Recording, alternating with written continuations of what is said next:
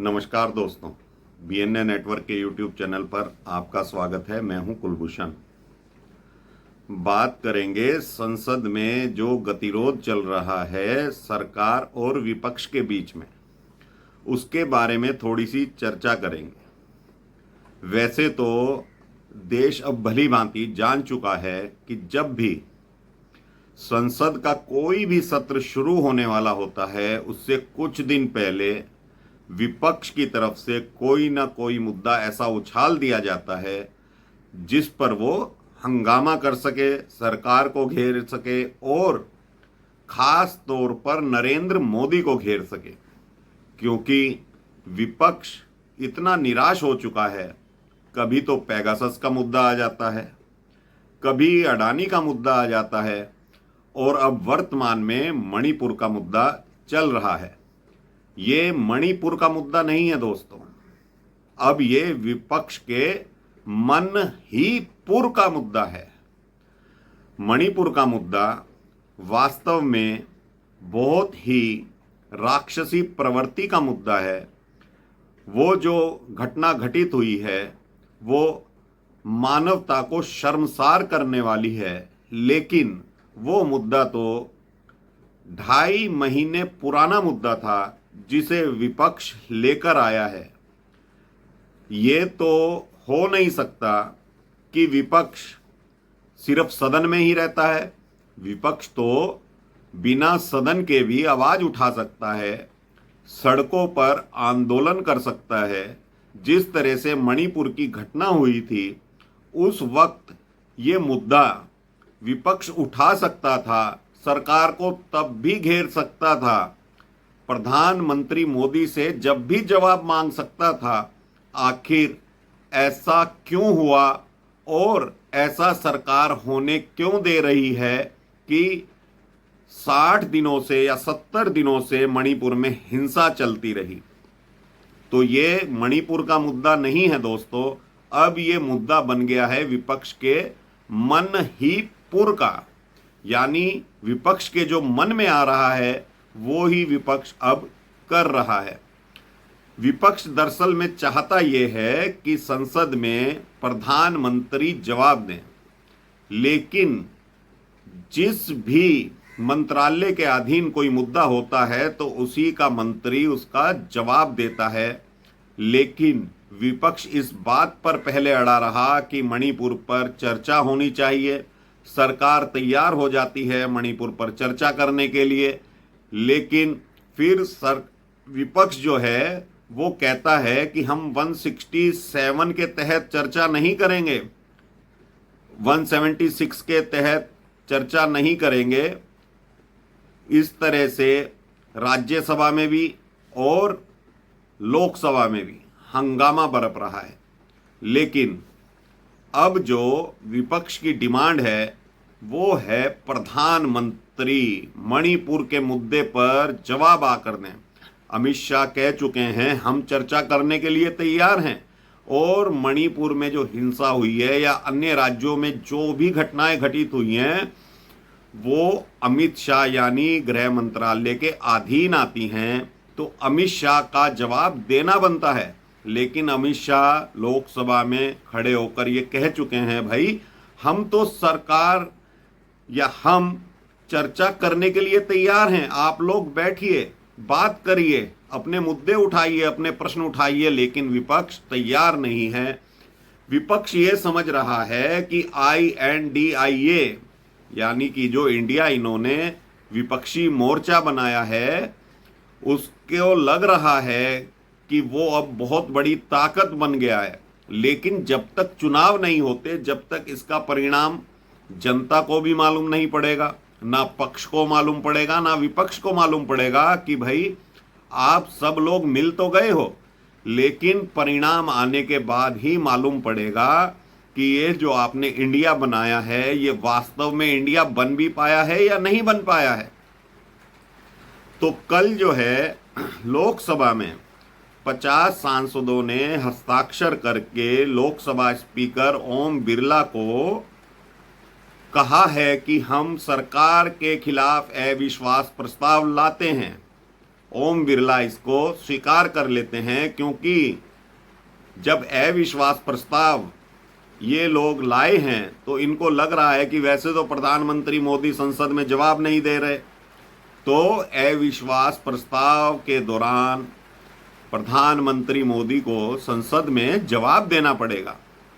तो हो सकता है कि प्रधानमंत्री मोदी अविश्वास प्रस्ताव पर चर्चा के दौरान जवाब दें, लेकिन ये भी तय है दोस्तों, ये कहावत उस वक्त चरितार्थ होगी कि आ बैल मुझे मार। जो ये मणिपुर की चर्चा करना चाहते हैं और प्रधानमंत्री का जो नेचर है, जो स्वभाव है, वो मुद्दों पर तो चर्चा करेंगे ही करेंगे, लेकिन वो विपक्ष के उन नेताओं की भी बखिया उधेड़ देते हैं। जिस तरह से वो बोलते हैं, वो पुरानी से पुरानी बात लेकर आ जाते हैं कि किस तरह से क्या बात विगत वर्षों में, विगत सरकारों में हुई है। अब मणिपुर की थोड़ी सी चर्चा कर लेते हैं। ये मुद्दा आज का नहीं है। ये घटनाएं जो घटित हो रही हैं मणिपुर में या पूर्वोत्तर राज्यों में, ये घटनाएं आज की नहीं हैं। ये घटनाएं 1950 से चल रही हैं। बहुत से लोगों को ये जानकारी नहीं होगी कि ये जो मणिपुर की घटना है, आखिर इसके पीछे कारण क्या है।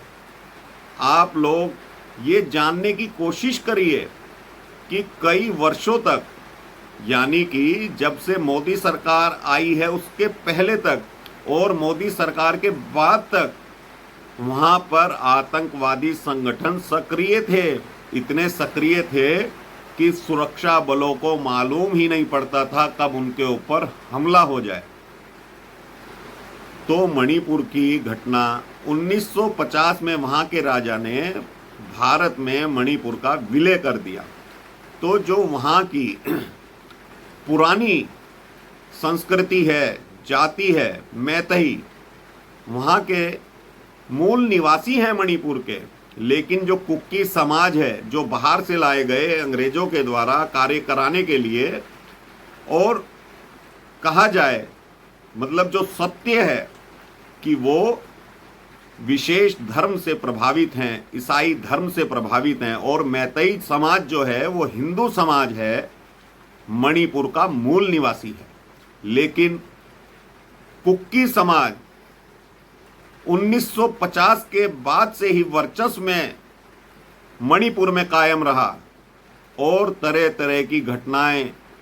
और ये जानकर आपको आश्चर्य होगा, जो कुकी समाज है उसका 90% भूभाग पर कब्जा है मणिपुर के, और ये जो मैतई है ये सिर्फ 10% जगह पर ही निवास करता है, जबकि मैतई समाज की जो जनसंख्या है वो 40% से भी अधिक है।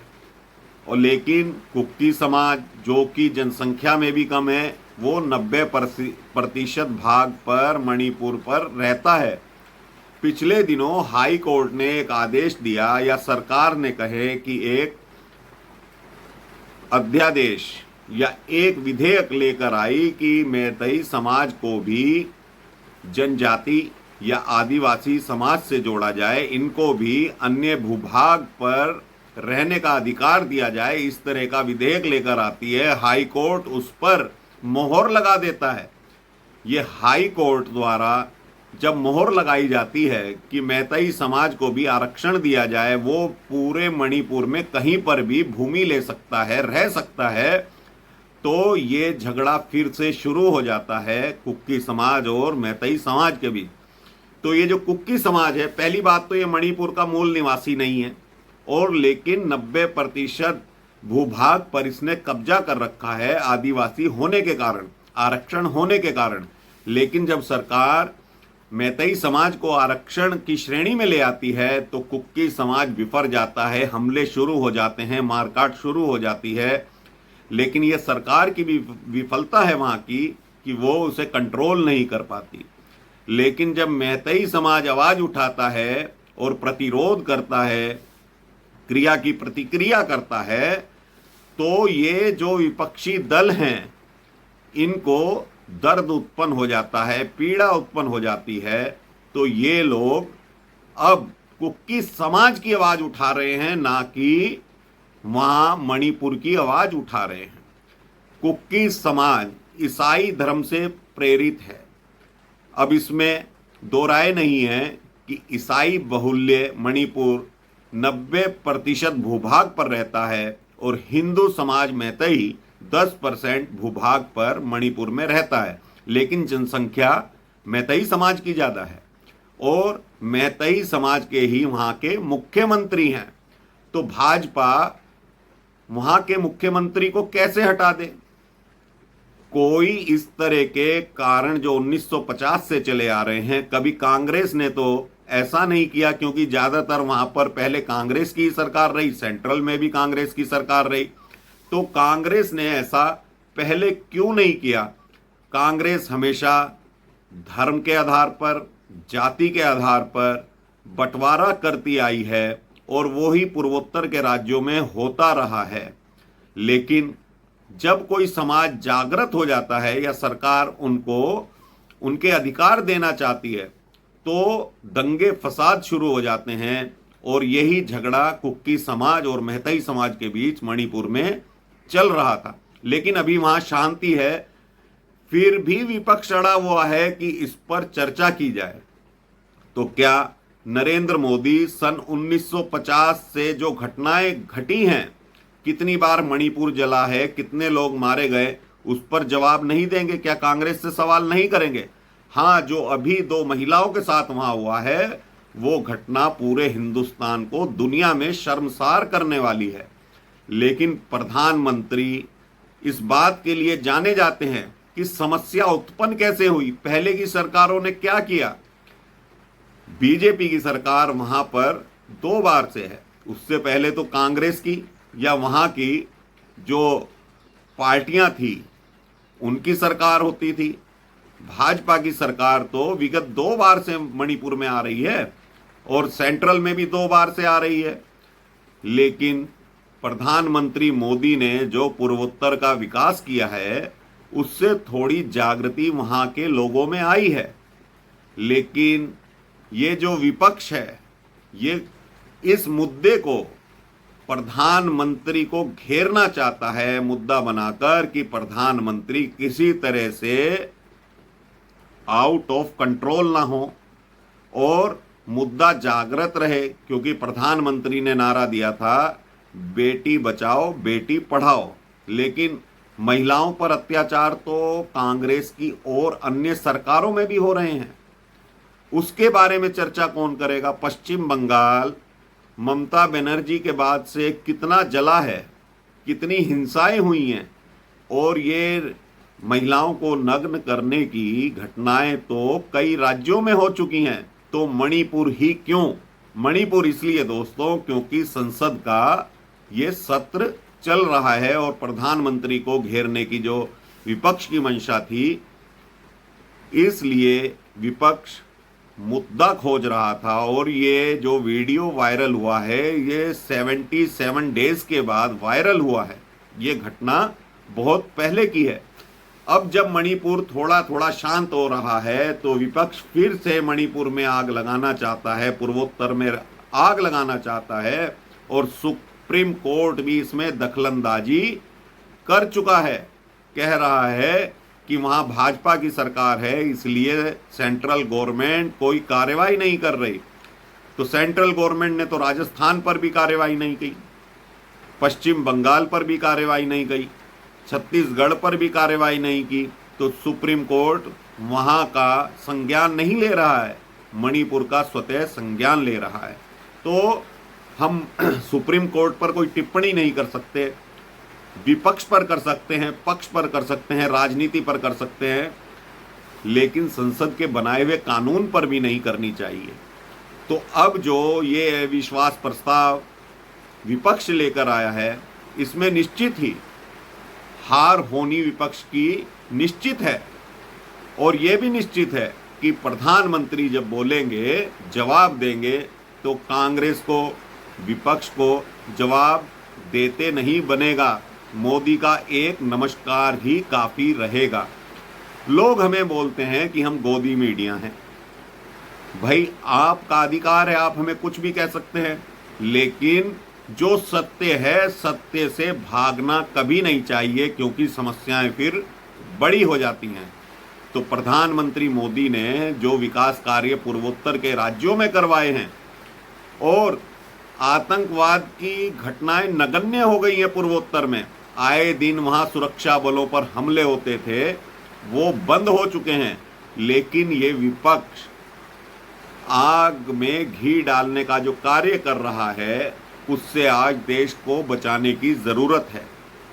मणिपुर पर चर्चा अवश्य होनी चाहिए और सकारात्मक होनी चाहिए। जवाब तलब होने चाहिए सरकार से भी। ये घटनाएं होनी नहीं चाहिए, मणिपुर में ही नहीं पूरे देश में नहीं होनी चाहिए। अब चर्चा इस बात पर भी ओम बिरला करेंगे कि ये अविश्वास प्रस्ताव किस दिन आए, और इस पर वोटिंग भी होगी। सरकार हारेगी नहीं, ये भी तय है। बहुमत है, विपक्ष आधे में भी नहीं है, तो चर्चा होनी चाहिए। लेकिन अगर अविश्वास से पहले ही हो जाती तो अच्छा रहता, समय खराब ना होता, जनता का पैसा बचता और संसद की कार्यवाही बादस्तूर जारी रहती। ये सरकार को भी समझना चाहिए और विपक्ष को भी समझना चाहिए। ये जो घटनाएं सत्र चलने से 2 दिन पहले हो जाती हैं, तो सरकार को भी चाहिए सत्र चलने से 10 दिन पहले, 1 हफ्ते पहले विपक्ष से बातचीत करे, मुद्दों पर बातचीत करे, और उनके आधार पर ही संसद में सवाल जवाब होने चाहिए। अब अगर विपक्ष हा हुल्ला भी करता है, फिर भी मोदी सरकार ने अपने 2 विधेयक पास करवा लिए हैं। लेकिन जो और अन्य विधेयक पास होने हैं, जिन पर चर्चा होनी है, अगर ऐसे ही टाइम संसद का खराब हो जाएगा तो ये जनता की गाड़ी कमाई का पैसा खराब होता है उसमें। तो ये विपक्ष को भी समझना चाहिए, सरकार को भी समझना चाहिए। और विपक्ष को अगर कोई मुद्दा ऐसा मिलता है तो सत्र के बाहर सड़कों पर भी, संसद के बाहर सड़कों पर भी उस मुद्दे को उठाना चाहिए। ये देश की जनता का सवाल है, देश का सवाल है। तो अभी के लिए इतना ही दोस्तों। मेरा कंटेंट आपको कैसा लगा, लाइक करिए, वीडियो को शेयर कीजिए, कमेंट करिए और चैनल को सब्सक्राइब करिए। नमस्कार, वंदे मातरम, भारत माता की जय।